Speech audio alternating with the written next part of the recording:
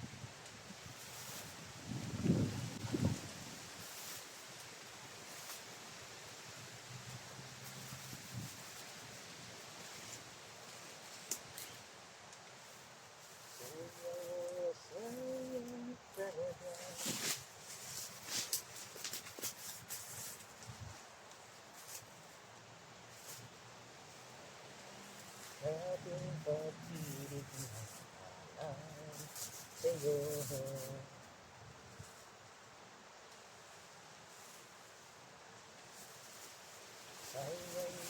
Sayang talaga.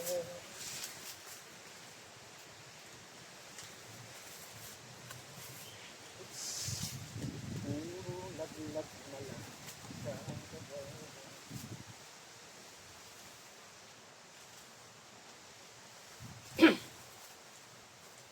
Nanguha pa lang tayo.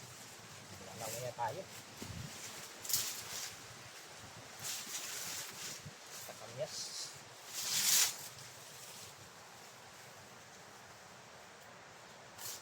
Ay, okay dyan.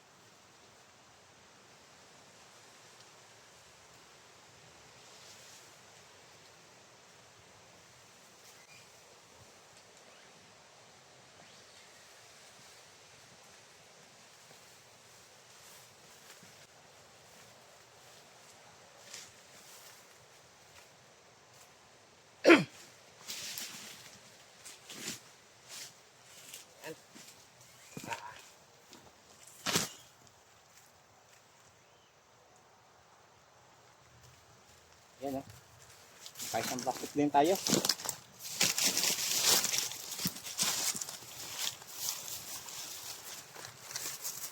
Yan. Alam niyo ba guys, sa inyo, paano ang pabubulaklak ng yung magpabulaklak sa ano na yan, kamyas. Sa amin kasi, sa amin sa probinsya, ang ginagawa namin dyan, para mamulaklak yan at dumami ang kanyang bunga, ang ginagawa namin yan, hinahampas namin yan, yung nilalagas namin yung dahon. Kasi kapag ano na yan, naglagasan na yung mga dahon yan, at ano na, mag-aano yan, magpuproduce yan ng bulaklak. Ayan ang ugali ng ano ng kamyas. Hindi mo siya kailangan lagyan ng abono, hindi mo siya kailangan na anihin yung lupa, kundi yun ang tanging mong gagawin sa kanya ay hampasin ng mga lahat ng dahon hanggang sa magkalamog-lamog yung kanyang dahon. Saka yan mamumulaklak. Kasi yan ang kanyang pinaka technique para hindi ka nakakaano ng abono kung ikaw ay nalilito kung paano pa bulaklakin ng kamyas. Ay ganyan po yung sa kanya pagpabulaklak. So yan guys, tayo ay nandito na at tapos na tayo sa ating ating pagkuha ng kamyas at babalik na tayo dun sa ating ginagawa. Okay, so yan, tayo na. Ayan sayang ng mga kamyas pa nasaan na yung nalaglag dito? Nalaglag dito na isa pa wag na nga yun. Lalaki pa naman ang kamyas na to. Ito ay kinuha natin dahil mag-aano daw si ma'am ng yung kamyas juice.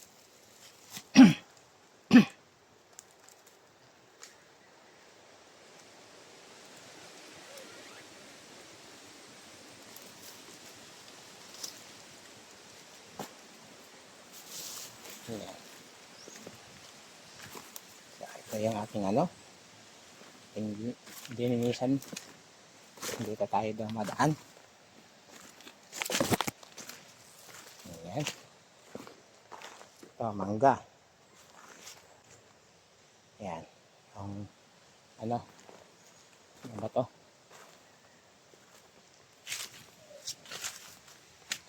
Mangga. Mga markot na mangga.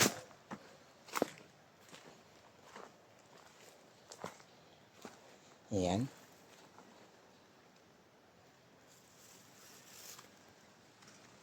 Bisitahin nga natin muli ang ito lang istorbo. Ayan ayan. Ayan. Diba? Yan ang bahay. Tapos meron pa yun dito isang pinto lang dito. Ayan. Sa gilid ng bato na yan. Yan. Ito, yan. Diyan. Meron pa yung daanan dyan. Pero yun ang pinaka main nila. Yan. Pag tinanggal natin yan, yung bato na yan, ay kukunin natin yung pinaka honeybee niya. Ayan. Tingnan mo yung tingnan mo yung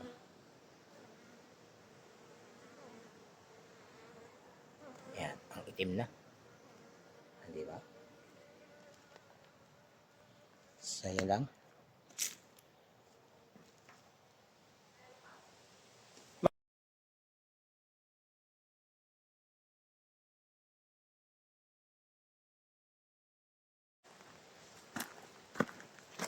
So yan.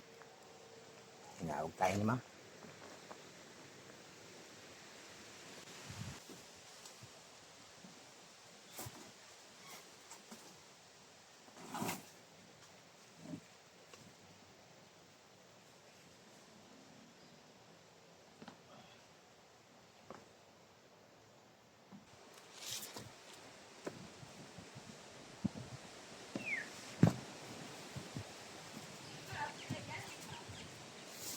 pa, ma'am?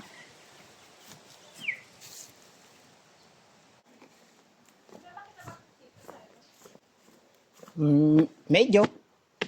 Di lahat ba? Yes, ma'am. Kukuha rin ako. Gagawin kong ano? Gagawin kong pang ano sa ano? Ma'am. May kukunin ako dyan ng lupa. Oh. Lupa. Opo. Tapos, Para sa tanim nyo. Para sa tanim nyo. may lupa dyan. Meron. Yung pinagano ng anay. Sir,